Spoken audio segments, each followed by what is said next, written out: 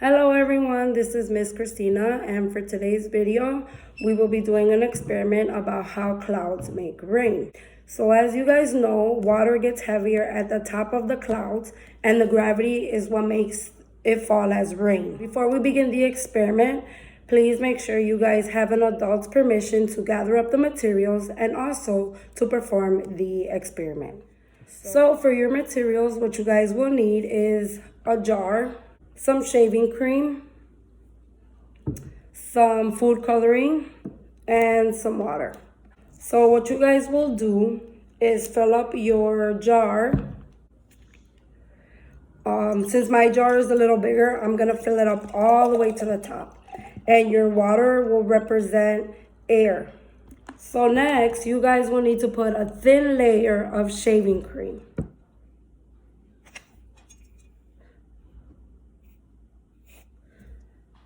Make sure it's a little not too thick, because then when you drop the droplets, it won't go all the way down.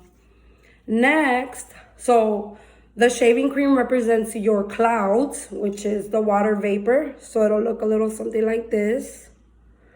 Next, you guys will put your food coloring, which is your rain, which is the water droplets.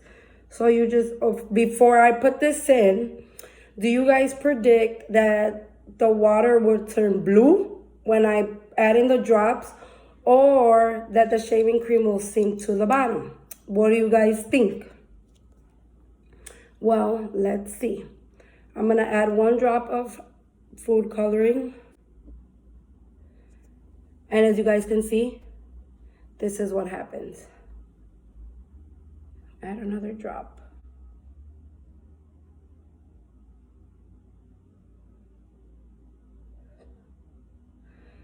See?